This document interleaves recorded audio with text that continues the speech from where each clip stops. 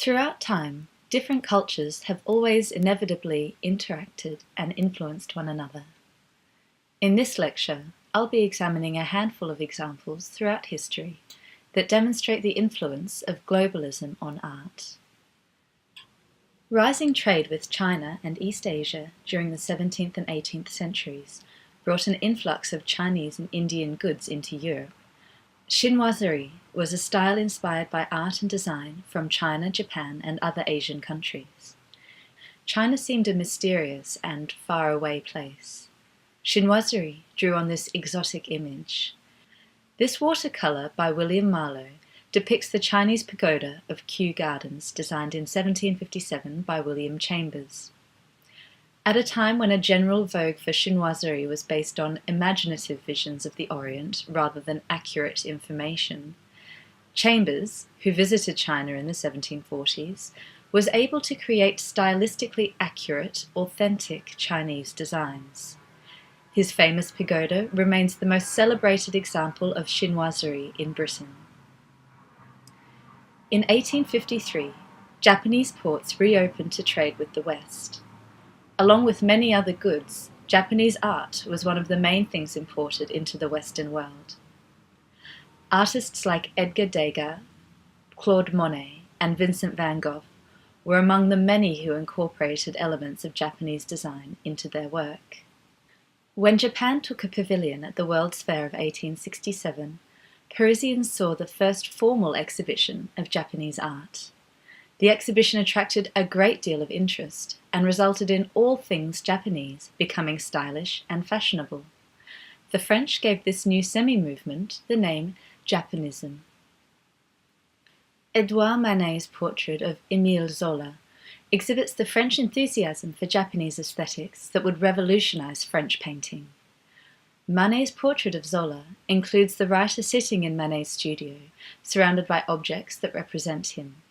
We have the Japanese screen behind him, so we can see that interest in the art of Japan that's coming so much into Europe now that Japan's been opened. We see another Japanese print in the background. We see a Velázquez print. That's right, the drinkers right up at the top. We have a little pamphlet on Manet that Zola has written, which is also Manet's signature. And then a lovely inkwell, which is also East Asian. In April of 1890, the School of Fine Arts in Paris showcased an exhibition of Japanese woodblock prints. Among the audience was the American painter, Mary Cassatt. The artist was fascinated by the simple compositions from unusual standpoints, the blank spaces, and the simple lines. After visiting the exhibition, she produced several colour etchings, mainly of women in everyday tasks. This etching of a woman adjusting her hair was inspired in part by a woodblock print in her personal collection, a boudoir image of the daughter of a prosperous businessman. In his groundbreaking 1978 text Orientalism, the late cultural critic and theorist Edward Said argued that a dominant European ideology invented the notion of the Orient in order to suppress and control it.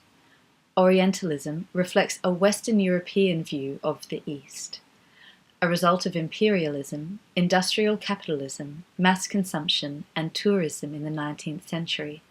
It coincided with a time when Western artists were travelling widely to the Middle East, North Africa, and Asia. Orientalist paintings claim to be an authentic glimpse of a location and its inhabitants. This particularly voyeuristic scene was painted by an artist who relied solely on his imagination. In fact, Jean-Auguste Dominique Ingres never even travelled to the East. French artist Jean-Léon Gérôme's The Snake Charmer and his audience. A naked boy stands with his back to us, a huge python coiled around his waist and over his shoulder, while an elderly musician sits off to one side. Though the boy's head is in shadow, the rest of his body is bathed in light, emphasizing the contrast between the boy's smooth skin and the python's scales. The same light shines on the blue glazed tiles that cover most of the back wall, where tribesmen of various kinds sit and stare, apparently as hypnotized by the performance as the snake is by the musician's flute. Painted in almost photorealistic detail, the painting suggests absolute authenticity. Gérôme constructs a scene out of his imagination, but his detail suggests to the viewer that he himself observed the scene. In doing so, Gérôme suggests such nudity was a regular occurrence in the East. So why might this be problematic? The painting's sexualization of the young snake charmer have led critics, including Said, to see Gérôme's work as an extreme exploitation of a land unknown to his Western audience, whose ideas and beliefs about the Middle East were formed more by stereotypes and fantasies than reality. Pablo Picasso's Les Demoiselles d'Avignon marks a radical break from traditional composition and perspective in painting.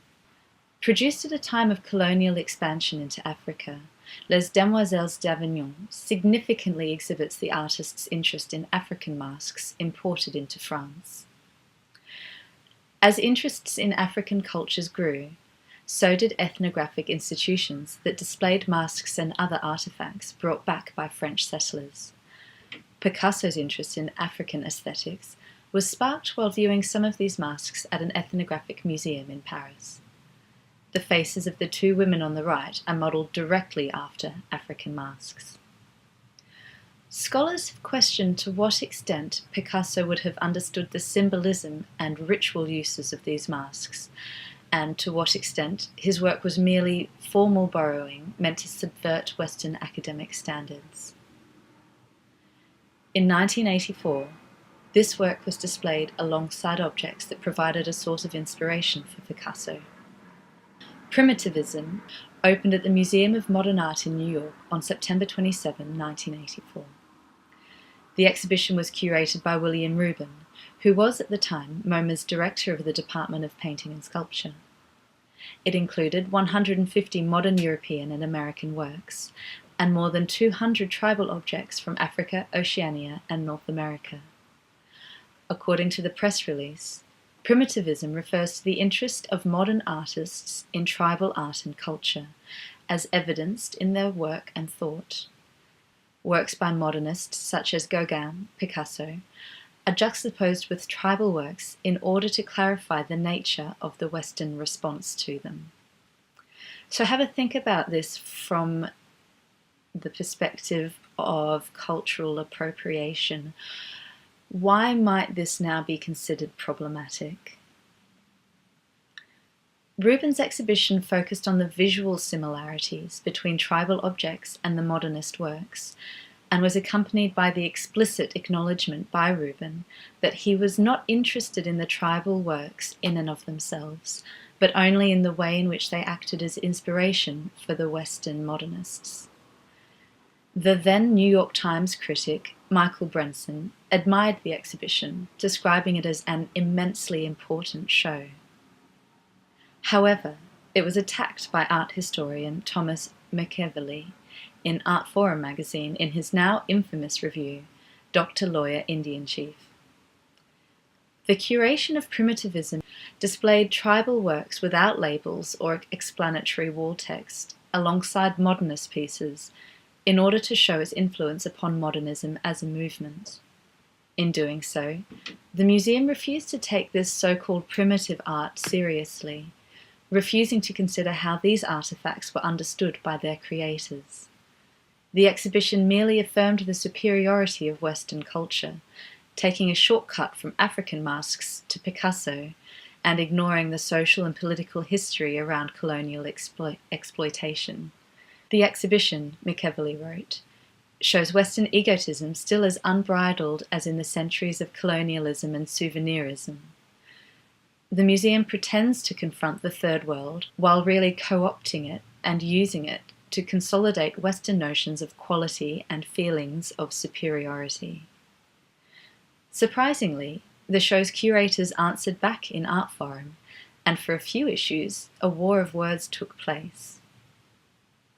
5 years later, curator Jean-Hubert Martin attempted to create a truly global exhibition, Magiciens de la Terre. The exhibition was, in part, a reaction to Rubin's Primitivism, Magiciens de la Terre wanted to avoid this imperialistic attitude by placing non-Western artworks on the same footing as Western artworks. This led to juxtapositions such as Richard Long mud painting, sited next to a floor-based traditional Indigenous Australian ceremonial ground painting. Martin's approach was also criticised. German art historian Benjamin Buchloh, for example, accused Martin of an ethnocentric approach to selecting the non-Western objects in the show, that is, using Western values as standards as a foundation for judging the works from other cultures. Buchloh argued that Martin selected non-Western objects because they looked as if they would fit with Western contemporary art. So the Indigenous Australian floor piece was there simply because there were visual similarities with the neighbouring Richard Long. Surprisingly, Martin agreed with Buchloh's criticism, admitting that he avoided non-Western works that do not communicate sufficiently well in a visual sensuous manner to a Western spectator. The two exhibitions mark the beginning of a period in which the art world started to deal with globalisation.